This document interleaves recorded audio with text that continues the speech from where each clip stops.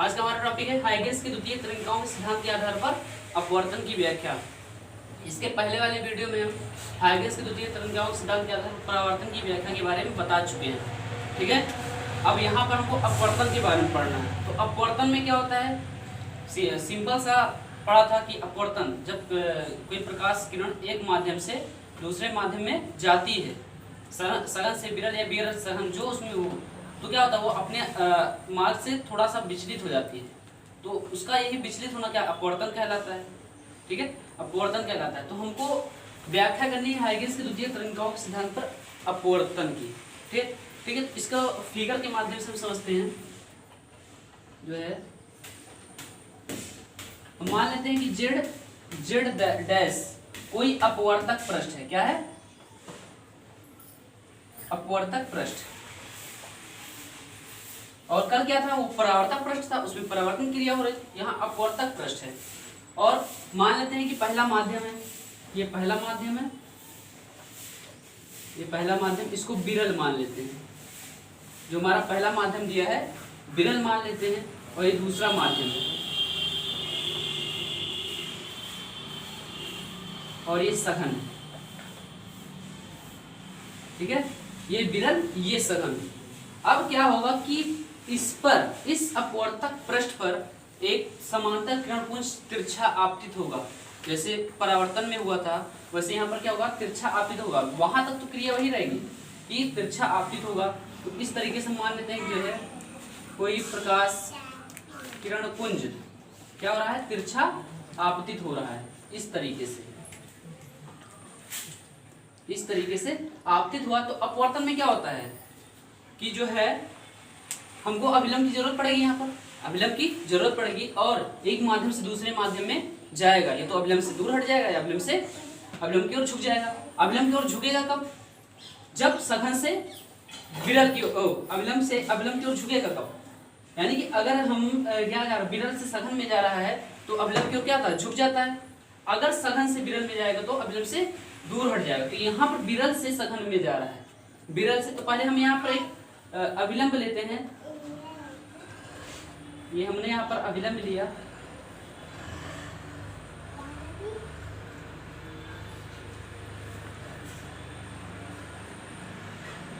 और एक चीज हमने क्या कहा कि जो है ये समांतर किरणपुंज आपतित हो रहा है ना, समांतर किरणपुंज आपतित हो रहा है। तो इस पर एक ऐसा पृष्ठ तैयार हो जाएगा, AB एक ऐसा पृष्ठ तैयार हो जाएगा जिस पर सभी कण क्या होंगे, कंपन की समान कला में होंगे, कंपन की समान कला में होंगे। तो मान लेते हैं बिंदु A है और ये बिंदु B है। AB क्या हो गया, यहाँ पर सभी कण क्या हो गए, कंपन की समान कला में हो गए। तो AB हमारा क्या कहलाएगा, तरंगाग्र कहलाएगा। क्या कहलाएगा, तरंगाग्र कहलाएगा। ये इससे बोलेंगे हम आपतित तरंगाग्र। क्या बोलेंगे, आपतित तरंगाग्र बोलेंगे। अब यहाँ से क्या होगी, ये जो समांतर किरणें हैं माध्यम 1 से माध्यम 2 में जाएंगी, और हमने पहला माध्यम विरल माना है, दूसरा माध्यम सघन माना है। तो अगर कोई प्रकाश किरण क्या सघन विरल से सघन में जाती है तो अभिलंब की ओर झुक जाती है। तो ये थोड़ा सा क्या हो जाएगी, ऐसे झुक जाएगी, और ये भी क्या होगी, ऐसे झुक जाएगी। ठीक है, अभिलंब की ओर झुक जाएगी। अब ये हमारा जो ये है, ये हमारा क्या होता है, आपतन कोण होता है। आपतन कोण I होता है। ठीक है, आपतन कोण I होता है। और ये वाला कोण कौन सा हो जाएगा, अपवर्तन कोण R हो जाएगा। अपवर्तन कोण R हो जाएगा। अब क्या हुआ कि जो है ये विरल से सघन में गई तो अभिलंब की ओर झुक गई, अभिलंब की ओर झुक गई। प्रारंभ में जो हमारा प्रकाश समांतर किरणपुंज है, प्रारंभ में पहला कण कहाँ गिरा होगा, A पर गिरा होगा प्रारंभ में। ठीक है, फिर यहाँ से ये ऐसे करते करते एक B तक पहुंचा। तो वहां पर एक पृष्ठ का क्या हो गया, निर्माण कर दिया। इस पृष्ठ को हम क्या कहेंगे, तरंगाग्र कहेंगे, आपतित तरंगाग्र, जिस पर सभी कण क्या होंगे, कंपन की समान कला में होंगे, कंपन की समान कला में होंगे। अब क्या करते हैं कि जो है बिंदु B है और बिंदु A है। बिंदु A से चलने वाली मतलब बिंदु B से चलने वाली तरंग, बिंदु B से चलने वाली तरंग की मतलब जो इसका किरण होगा वो बिंदु A डैश तक पहुंचेगा, बिंदु A डैश तक पहुंचेगा। तो B से A डैश तक दूरी कितना तय करेगा, ये दूरी कब हम निकाल सकते हैं, जब हमको चाल दिया हो और समय दिया हो। तो हम मान लेते हैं T समय में, टी समय में बी से निकलने वाली किरण ए डैश तक पहुंचने में कितना समय लेगी। मान लेते पहले माध्यम में चाल v1 है, पहले माध्यम में चाल v1 है और दूसरे माध्यम चाल v2 है, क्योंकि यहाँ माध्यम चेंज हो रहा है। तो हमने कल क्या बताया था, परावर्तन में माध्यम चेंज नहीं हो रहा था, चाल एक ही था, लेकिन यहाँ पर पहले माध्यम में चाल कुछ और होगा, दूसरे माध्यम में चाल कुछ और होगा। तो यहाँ पर क्या होगा, जब वेग हमारा अलग अलग हो जाएगा, लेकिन अगर एक ही समय पर निकालें, एक ही समय b से a डैश तक निकालें, मान लेते हैं कि t समय में b से a डैश तक जो किरणें जाएंगी a डैश पर, वो हो जाएगा क्या, b1 into T, b1 into T, मतलब b से a डैश तक की दूरी, b से a डैश तक की दूरी कितनी, b1 इंटू टी, दूरी बराबर क्या होता है, चाल गुणे समय। तो चाल हमारा पहले माध्यम में b1 है, दूसरे माध्यम में b2 है, और b से a डैश तक, यानी कि ये जो किरण निकल रही है यहाँ की प्रकाश किरण a डैश तक पहुंचने में कितना दूरी तय करेगी, b1 t, b1 into T.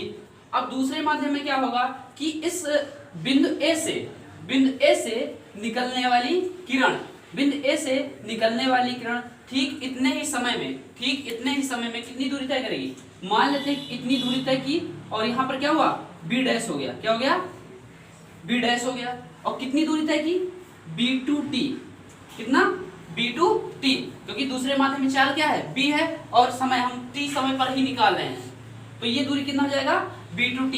अब b2t त्रिज्या का चाप लेकर हम इसको चाप लेकर इसको उपकेंद्र मानकर, इसको b2t का यानी a b डैश को मानकर, उपकेंद्र मानकर, त्रिज्या मानकर, उपकेंद्र मानकर एक चाप लगाएंगे। अब इसको क्या करेंगे, b डैश को a डैश से मिला देंगे, b डैश को किससे मिलाएंगे, a डैश को a डैश से मिला देंगे, b डैश को a डैश से मिला देंगे। अब यहाँ पर ध्यान से देखना, ये जो हमारा b डैश a डैश है, एक नए तरंगाग्र का कार्य कर रहा है, किसका, नए तरंगाग्र। यहाँ पर a भी था और यहाँ पर नया तरंगाग्र क्या बना, a डैश b डैश, जहाँ पर क्या समीकरण क्या होंगे, कंपन की समान कला में होंगे, कंपन की समान कला में होंगे।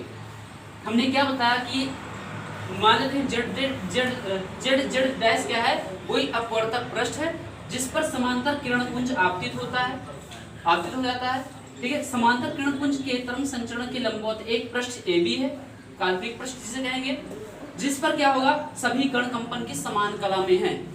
प्रारंभ में जो है प्रकाश की किरण बिंदु A पर आपतित होगी, ठीक है, बिंदु A पर आपतित होगी, जो अपवर्तन के पश्चात एक नई अपवर्तन के पश्चात दूसरे माध्यम में, अपवर्तन के पश्चात पहला माध्यम, दूसरे माध्यम में एक नई तरंग संचित करेगी, एक नई तरंग संचित करेगी। इस तरंग को हम क्या बोलेंगे, द्वितीयक तरंग बोलेंगे, क्या बोलेंगे, द्वितीयक तरंग बोलेंगे। और क्या बताया कि बिंदु B से चलने वाली प्रकाश की किरण बिंदु A डैश पर, अपवर्तक पृष्ठ के बिंदु A डैश तक पहुंचने में कितनी दूरी तय कर रही है, b1 इंटू टी, क्योंकि हमने पहले माध्यम में b1 चाल माना है, दूसरे माध्यम में b2 चाल माना है, तो कितनी दूरी तय करेगी, b1 इंटू टी, ठीक है। ठीक उतने ही समय में, यानी t समय में, ठीक उतने ही समय में बिंदु A से चलने वाली किरण, प्रकाश की किरण बिंदु B डैश तक पहुंचने में कितना दूरी तय करेगी, b2 into T, b2 into T. अब क्या करेंगे, b2 इंटू टी की त्रिज्या का चाप लेंगे, b डैश पर लगाएंगे, b डैश पर लगाएंगे और b डैश को a डैश से मिलाएंगे, b डैश को a डैश से मिलाएंगे। अब यहाँ पर क्या करेगा, हमारा a डैश b डैश जो होगा एक नए तरंगाग्र का काम करेगा, नए तरंगाग्र का काम करेगा, ठीक है। अब यहाँ पर ये एंगल आपतन कोण I है, ये अपवर्तन कोण R है, अपवर्तन कोण R है, तो ये वाला एंगल क्या होगा, ये भी I होगा। इसके पहले हमने उसमें परावर्तन में बताया था, ये एंगल कितना हो जाएगा, ये एंगल हमारा हो जाएगा 90 माइनस आई, क्या हो जाएगा 90 माइनस आई, और ये टोटल कितना है 90 है, टोटल 90 है। तो 90 में से अगर हम घटा दें 90 माइनस आई, 90 माइनस आई, तो 90 से 90 कैंसिल होगा, बचेगा आई, यानी कि ये वाला एंगल हमारा क्या होगा, आई हो जाएगा। अब ये वाला एंगल देखो, ये वाला एंगल 90 माइनस आर हो जाएगा, 90 माइनस आर, लेकिन ये वाला एंगल क्या हो जाएगा, आर हो जाएगा, हो जाएगा। ये ए डैश क्या है हमारा, मतलब कि इस पर ए डैश और ए डैश ये अभी का त्रिभुज का कर्ण का काम करेगा, किसका कार्य करेगा, कर्ण का काम करेगा। तो इसके बारे में कुछ लिख रहे हैं, पहले भाषा लिखना पड़ेगा, ठीक है। तो इतनी बातें क्लियर हो गई, समझ में आएगा कि पहले माध्यम में चाल b1 लिया था, दूसरे माध्यम में चाल b2 लिया था, तो b से a डैश तक की दूरी कितना b1t हो जाएगा। और ठीक उतने ही समय में, मतलब t ही समय में क्या हो गया, कि ए से बी डैश तक पहुंचा तो बी टू दूरी तय किया। ठीक है, बाकी कोण हमने बता दिया, ये आपतन कोण है, ये अपवर्तन कोण है। ठीक है, ये सब मतलब इसमें रटने वाली कोई चीज नहीं है। ठीक है, ये समझना है, अगर समझोगे रटोगे भूल जाओगे, 4-5 दिन भूल जाओगे, लेकिन अगर समझ के करोगे ना तो हरदम याद रहेगा। ठीक है, इसमें कुछ है नहीं, जो हमने चित्र में बनाया है वही लिखना है। ठीक है, तो रटने की जरूरत नहीं है, समझने की जरूरत है। तो इसके बारे में लिखते हैं हम कि माना जेड जेड डैश कोई अपवर्तक पृष्ठ है। ठीक है, जिस पर कोई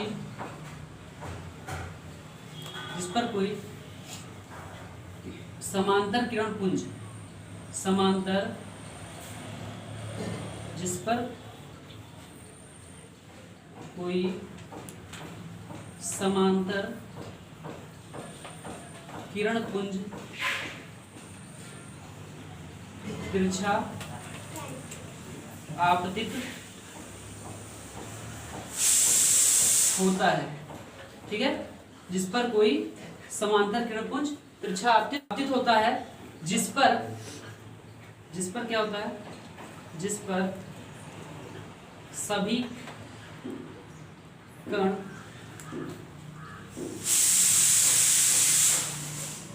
कंपन की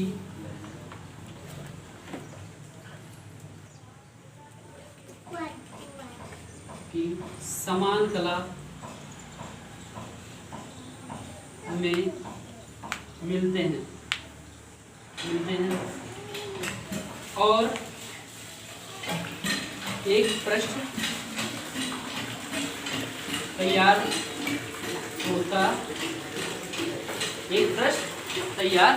होता है।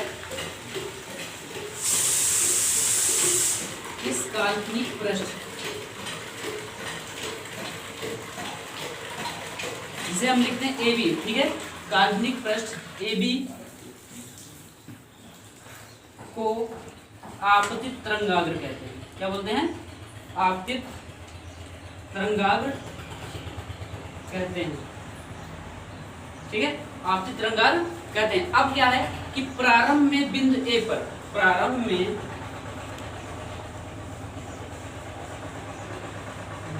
पर, प्रकाश की किरण आपतित होती है। अब आपतित हो रही है ना, पहले बिंदु A पर आई, सबसे पहले किरण कहाँ पड़ेगी? बिंदु A पर ही पड़ेगी। ऐसे फिर यहाँ, फिर यहाँ, फिर यहाँ, फिर यहाँ, ऐसे AB तक बढ़ती चली जाएगी। ठीक है, यहाँ तो हमने समांतर किरण पुंज लिया है, तो इनके बीच जो पृष्ठ तैयार हो जाएगा AB, वो आपतित तरंगाग्र का कार्य करेगा। ठीक है, तो प्रकाश की किरण आपतित होती है जो अपवर्तन के पश्चात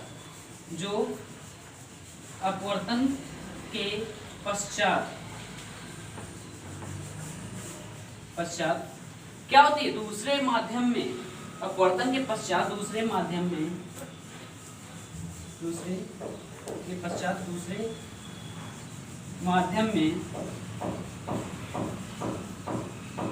एक नई तरंग संचित करती है। संचित मतलब निर्माण करती है, नई तरंग संचित करती है, जिसे क्या बोलते हैं? द्वितीयक तरंग कहते हैं। जिसे द्वितीयक तरंग कहते हैं। ठीक है, अब ये क्या हुआ? अपवर्तन के पास इधर आया, तो ये जो किरणें हैं क्या है? ये द्वितीयक तरंग है। क्या है? द्वितीयक तरंग है। ये द्वितीयक तरंग का कार्य करेंगी। ठीक है, अब आगे इसमें क्या लिखना है हमको कि जो है बिंदु B से निकलने वाली किरण, बिंदु B से, पहले हम मान लेते हैं कि माना पहले माध्यम में जो चाल है V1 है और दूसरे माध्यम में चाल V2 है। तो माना पहले माध्यम में तरंग की चाल V1 तथा दूसरे माध्यम में B2 है। ठीक है, अब यहाँ पर हमने चाल मान लिया है और मान लेते हैं t समय में, t सेकंड में जो है B से A तक, A डैश तक किरण निकले चलेगी t सेकंड तक। तो t सेकंड तक जो दूरी तय करेगी वो क्या हो जाएगा, B1t हो जाएगा। तो लिखेंगे B से चलने वाली प्रकाश किरण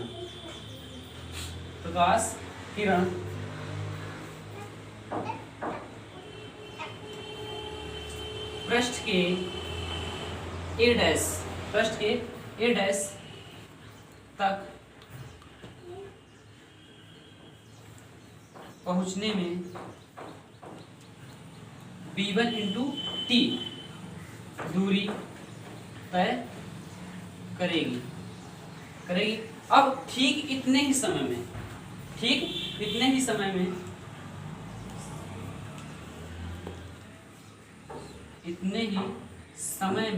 अब कहां से, A से चलने वाली प्रकाश किरण B डैश पर, A से चलने वाली प्रकाश किरण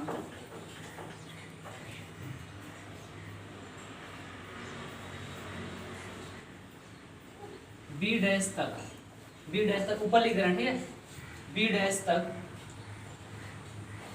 B2 दूरी तय करेगी। ठीक है, B2 दूरी तय करेगी। कहां से, B से A डैश तक तो B1t हो गया और A से B डैश तक क्या है, B2t दूरी तय करेगी। ठीक है, अब क्या होगा कि यहां पर हमने क्या कहा कि B2t त्रिज्या का उपकेंद्र मानकर, ठीक है, तथा B2t त्रिज्या का उपकेंद्र मानकर क्या B डैश पर चाप लगाया, B डैश पर चाप खींचा जो A डैश B डैश, ठीक है, जो खींचा गया, जो तरंगाग्र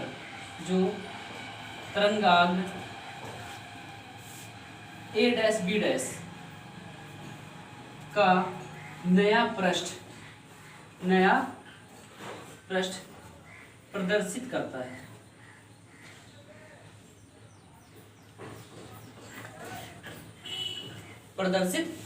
है। तो इसको एक बार फिर से देख लो कि हमने माना कि Z डैश कोई अपवर्तक पृष्ठ है जिस पर कोई समांतर किरण पुंज तिरछा आपतित हो रहा है। तिरछा आपतित होता है जिस पर सभी कण क्या होते हैं, कंपन की समान कला में मिलते हैं और एक पृष्ठ तैयार होता है। इस काल्पनिक पृष्ठ AB को आपतित तरंगाग्र बोलेंगे। ठीक है, आपतित तरंगाग्र प्रारंभ में बिंदु A पर प्रकाश की किरण आपतित होता है। ठीक है, जो अपवर्तन के पश्चात दूसरे माध्यम में एक नई तरंग संचित करती है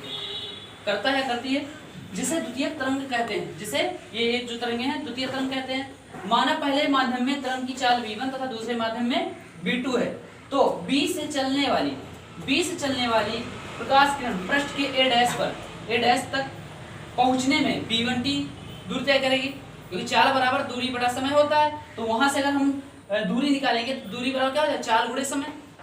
तो B1 क्या है, चाल है, और T क्या है, समय है, तो B1t हो जाएगा, दूरी तय करेगी। ठीक है, ठीक इतने ही समय कहने मतलब T समय में A से चलने वाली प्रकाश किरण B डैश तक B2 दूरी तय करेगी, B2t दूरी तय करेगी तथा B2t त्रिज्या का उपकेंद्र मानकर B डैश पर चाप खींचा। ठीक है, चाप खींचा जो तरंगाग्र A डैश B डैश का नया पृष्ठ प्रदर्शित करता है। इसका मतलब कहने का मतलब क्या है, हमारा जो A डैश B डैश है यह नया तरंगाग्र है। तो इसमें हमने क्या जाना कि जो है एक नया आपतित तरंगाग्र क्या था, AB था, आपतित तरंगाग्र AB था। द्वितीयक तरंग द्वितीय तरंग के बारे में जाना, द्वितीय तरंग के बारे में जाना, और एक नया तरंगाग्र, क्या जाना, नया तरंगाग्र क्या बना है, ए डैश बी डैश। हमारा जो नया तरंगाग्र बना है ए डैश बी डैश, इन तीन चीजों के बारे में हमने जाना। पहला आपतित हो रहा था, आपतित तरंगाग्र हो गया, ठीक है। अब ये दूसरे माध्यम में नई तरंग बना है तो उसे हम द्वितीय तरंग बोलेंगे। और ये जो हमारा पृष्ठ है ए डैश बी डैश, ये नए तरंगाग्र को प्रदर्शित करता है, ठीक है। इतना लिखो, फिर इसका ग्रेजुएशन करते हैं। अब ये वाला एंगल देखो, हमारा जो बी डैश पे बन रहा है ये 90 डिग्री का बनेगा, और यहाँ पर जो बी बन रहा है ये 90 डिग्री का बनेगा, ठीक है। तो हम चलते हैं यहाँ पर त्रिभुज लेते हैं। पहला त्रिभुज कौन सा लेंगे, त्रिभुज ए बी ए डैश, त्रिभुज ए बी ए डैश लेते हैं, ठीक है। तो त्रिभुज ए बी ए डैश लेते हैं तो यहाँ एंगल कितना बन रहा है हमारा, आई बन रहा है, आई बन रहा है, तो लिखेंगे। और एक चीज, ये क्या है, आपतित तरंगाग्र है, इसे हम लिख देंगे क्या, आपतित तरंगाग्र। कौन सा, ए बी, और ये द्वितीय तरंग, द्वितीय तरंग। और ये ए डैश बी डैश जो है हमारा नया तरंगाग्र है, नया तरंगाग्र। तो त्रिभुज, संपूर्ण त्रिभुज ए बी ए डैश में, ए बी ए डैश में एंगल कितना है हमारा, आई है, आई है। तो sine i equal to, sine i equal to लंब बटे कर्ण होता है, लंब बटे कर्ण होता है। तो हमारा लंब देखो ये है, क्या है, बी ए डैश है, ये 90 एंगल का एंगल बना रहा है, तो लंब क्या है हमारा, बी ए डैश, कितना है, बी ए डैश अपान में क्या हो जाएगा, और ये जो हमारा होगा ए ए डैश, ये कर्ण का काम करेगा, किसका करेगा, कर्ण का काम करेगा। ये लंब और ये कर्ण, तो कर्ण हमारा कितना है, ए ए डैश है, कितना है, ए डैश। समीकरण एक, समीकरण एक। दूसरा त्रिभुज लेते हैं, दूसरा त्रिभुज हम कौन सा लेंगे, त्रिभुज A B dash A dash, त्रिभुज A B dash A dash, ये दूसरा त्रिभुज हो गया, त्रिभुज A B dash A dash. अब इसमें एंगल क्या बना है, ये 90, ये आर है, यहाँ पर एंगल कितना है, आर है, तो क्या हो जाएगा हमारा, हो जाएगा sine r, sine r, angle r बना, वहां आई था, वहां आई था, तो क्या होता है, लंब बटे कर्ण होता है। तो इसके लिए लंब का कौन सा कार्य करेगा, ए बी डैश करेगा, क्योंकि ये एंगल क्या है, 90 डिग्री है, तो ए बी डैश क्या करेगा, किसका कार्य करेगा, लंब का कार्य करेगा, और बाकी कर्ण का कार्य वही करेगा, दोनों में क्या है, वनिष्ठ है। तो क्या हो जाएगा हमारा, A B dash upon A A dash, A B dash upon A A dash. एक चीज और कर दो इसमें, यहाँ पर साइन आई इक्वल टू हो जाएगा। अब देखो ध्यान से, हमने क्या बताया कि पहले माध्यम में चाल b1 है, तो हमने कहा कि b से a डैश तक की दूरी कितनी हो जाएगी, b1t हो जाएगी, क्योंकि चाल b1 है और t समय में हम दूरी निकालेंगे, क्या हो जाएगा, b1t हो जाएगा, दूरी क्या हो जाएगा, b1t, यानी ba डैश का वैल्यू क्या हो जाएगा, b1t हो जाएगा, b1t, और बाकी वही रहेगा a a डैश, इसको वही रहने दो, समीकरण एक ये हो गया, ठीक है। अब ध्यान से देखना, यहाँ पर हमने क्या कहा, a से b डैश तक तरंगे निकलेंगी, किरण, प्रकाश किरण निकलेगी, तो कितनी दूरी तय करेगी, चाल हमने लिया था दूसरे माध्यम में b2, चाल क्या लेता है b2, और समय उतने ही समय में निकालना है जितने समय पहले माध्यम में निकाला था, उतने ही समय में दूसरे माध्यम में हम निकालना है। तो यहाँ पर चाल लेकिन अलग है, चाल क्या है, अलग है, तो b2t हो जाएगा, समय वही रहेगा लेकिन चाल क्या हो जाएगा, अलग है, तो दूरी क्या हो जाएगा, b2t। कहाँ से, a से b डैश तक, a से b डैश तक दूरी कितनी आ जाएगी, b2t आ जाएगी। तो इसको हम अगर लिखेंगे sine r equal to b2t upon बाकी a डैश वही रहेगा, समीकरण 2। यहाँ तक तो कोई दिक्कत होनी नहीं चाहिए, ठीक है। अब क्या करेंगे, समीकरण 1 को 2 से भाग देने पर, ठीक है, समीकरण 1 को 2 से भाग देने पर, तो समीकरण 1 कितना है, sine i equal to b1t upon A A dash, तो क्या हो जाएगा, sine i upon sine r, left hand side दोनों का भाग हुआ, sine i upon sine r, और राइट हैंड साइड क्या हो जाएगा, b1t upon A A dash, b1t upon A A dash, और बटे में क्या जाएगा, b2t B2T upon A dash हो जाएगा, कट तो नहीं रहा है। तो इसको आगे सॉल्व करेंगे तो क्या हो जाएगा, sine i upon sine r, sine i upon sine are,